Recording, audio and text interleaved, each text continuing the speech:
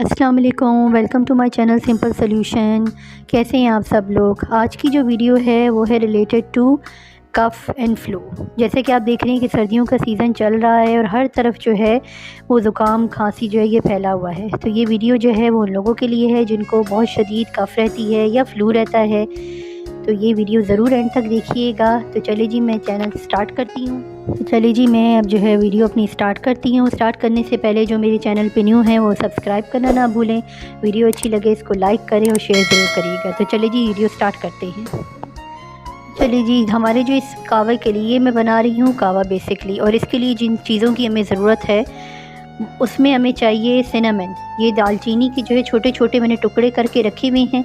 ये तकरीबन आप 1 टीस्पून ले लें। ये 5-6 लौंगे ले लें। इसके अलावा ये देसी लहसुन है, इसमें आप लाजमी देसी लहसुन जो है वो यूज़ करिएगा। नॉर्मल जो लहसुन हम यूज़ करते हैं वो नहीं यूज़ करिएगा। ये देसी लहसुन है, ये भी 1 अदद है।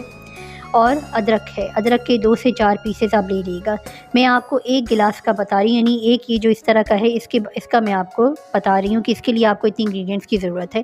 2 कप पानी जो है वो आप बॉयल करने के लिए रखेंगे। जैसे कि आप देख रहे हैं कि ये 2 कप पानी मैंने बॉयल करने के लिए जो है वो रख दिए हैं। अब ये जो मेरे सामने ये लौंग है, ये दालचीनी है, अदरक का पीस है और लहसुन, देसी लहसुन है, इसको आप इसके अंदर ऐड कर दें। ये बहुत अच्छा कावा है इस सीज़न के लिए। आप ये बना कर पिएँ। और वही बात है कि इसको अब हमने इसमें डाल दी है। एटलीस्ट 2 गिलास पानी में आपने ये डालना है और ये जब 1 गिलास रह जाएगा तो फिर इसको आप पिएँ। इसका बहुत अच्छा रिज़ल्ट आपको मिलेगा इंशाल्लाह। और ये जो है आप अपनी फैमिली मेम्बर्स, बाकी घर में अगर बड़े हैं तो उनके साथ भी ये आप ज़रूर उनको बना कर दें, इससे बहुत फ़ायदा। ये देखिए मैंने बॉयल करने के लिए रख दिया है, ये बॉयल हो रहा है।